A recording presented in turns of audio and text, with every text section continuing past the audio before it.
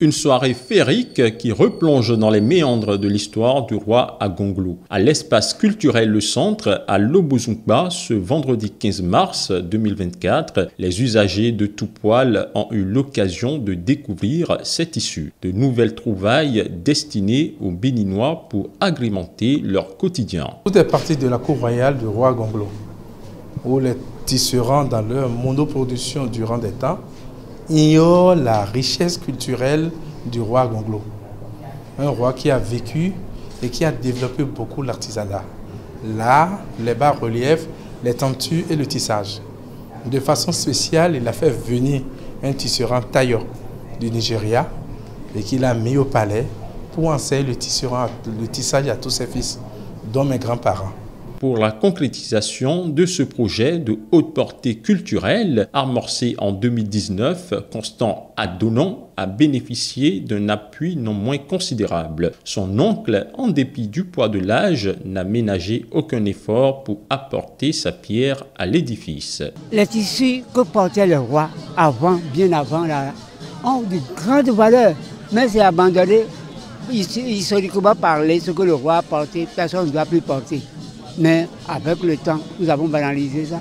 Et j'ai les échantillons, j'en ai jusqu'à 21. Alors, chaque échantillon est reproduit, retravaillé, repère. Et puis, à la fin des 21 échantillons, maintenant, une organisation européenne du nom de Valérie Bruxelles a envoyé ses étudiants. Eux aussi nous ont aidés avec amour. Si nous faisons mal quelque chose, ils nous apprennent à mieux faire. Si nous avons réussi quelque chose, ils disent aussi c'est bien réussi, mais si on fait ceci, si on fait cela, ça va. On a abandonné les piles de polyester et puis nous travaillons sur le coton. En s'inscrivant dans une dynamique fédératrice, l'Association pour la valorisation et la promotion du tissage traditionnel d'Abomey et l'École d'art et de design de la Cambre à Bruxelles en Belgique ont conjugué leurs efforts pour une mise en commun de leurs ressources respectives. C'est un appel de Constant Adonon qui nous sollicitait à l'école pour collaborer avec les artisans du palais privé du roi Gonglo, dans un échange de donner-recevoir qui visait principalement la variation, on va dire, des tissus que les tisserands font très bien depuis longtemps. Et puis on a proposé d'ouvrir cette collaboration à d'autres pratiques parce que le site du palais, c'est vraiment un écosystème sur lequel il y a beaucoup de choses à interroger, à valoriser.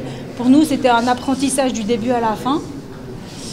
Et donc, c'est pour ça qu'on s'est mis à plusieurs disciplines. On en a fait un projet interdisciplinaire, en fait. Le chemin ayant conduit à la fabrication de ces chefs-d'œuvre est aussi parcouru par l'École du patrimoine africain basée à Porto-Novo. Et comme vous pouvez les voir, ces tissus made in Benin sont désignés sous le nom de Agonglovo. Des produits artisanaux dont certains, mine de rien, ont un fort impact spirituel sur la vie de l'homme.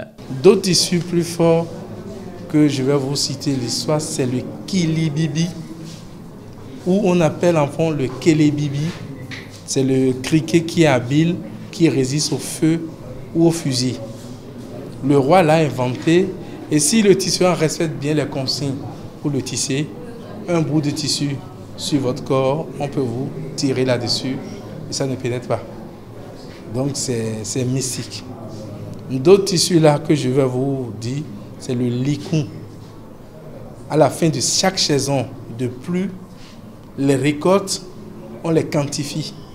Le roi dit celui qui a plus tissé, qui a plus cultivé, plus que tout le monde, il ordonne son tisserand à lui tisser un certain mètre de tissu qu'on appelle le licou, qui a une dominante de jaune et du vert. C'est pour récompenser l'artisanat. Jusqu'au 15 juin 2024, le portail de l'espace culturel Le Centre est ouvert au public pour contempler ces œuvres d'inspiration royale, à l'instar du ministre de la Culture. Aujourd'hui, c'est un beau vernissage, c'est une belle exposition et je vous invite tous à en faire écho. Et j'invite les Béninois et Béninoises à venir ici au centre pour pouvoir découvrir cette belle exposition. Plus de 2 siècles après son règne, qui s'étenda de 1789 à 1797, le roi Agonglo, 8e souverain du royaume de Dahomey, vit encore dans les esprits à travers ses œuvres impérissables.